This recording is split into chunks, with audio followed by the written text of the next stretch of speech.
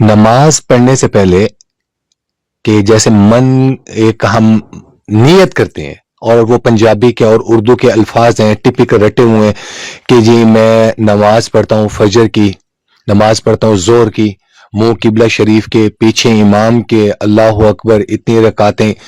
یہ پنجابی میں کر لینا، اردو میں کر لینا، سریکی میں کر لینا، یا کسی بھی زبان میں آپ لوگ نماز کی نیت کرتے ہیں، یہ ٹوٹل ایک من گھڑت الفاظ ہے.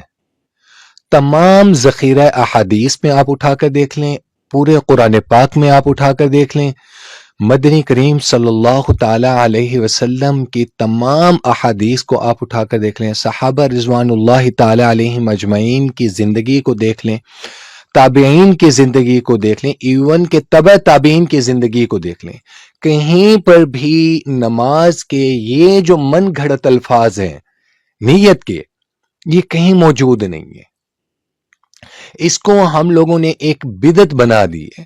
آپ لوگ نماز کے لیے جا رہے ہیں، آپ مینٹلی طور پر، آپ دلی طور پر، دماغی طور پر آپ کو پتہ ہے کہ میں کون سے وقت کی نماز ادا کرنے کے لیے جا رہا ہوں، میں فرض ادا کر رہا ہوں، میں نفل ادا کر رہا ہوں. جب آپ کے دل میں، آپ کے ذہن میں، آپ کے تخیل میں آپ کا ارادہ موجود ہے، تو یہ ٹپیکل جو الفاظ ہیں ان کو دہرانا، یا آپ یہ سمجھتے ہیں کہ ان کو دہرانے کے بعد نماز ادا ہوگی، ادروائز آپ کی نیت نہیں ہے. ایسا کہیں پر بھی نہ فقہ میں موجود ہے، نہ ذخیرہ احادیث میں موجود ہے.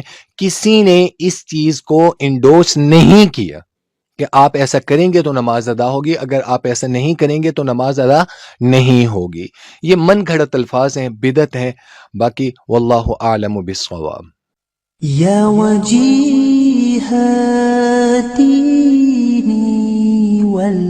والکرامی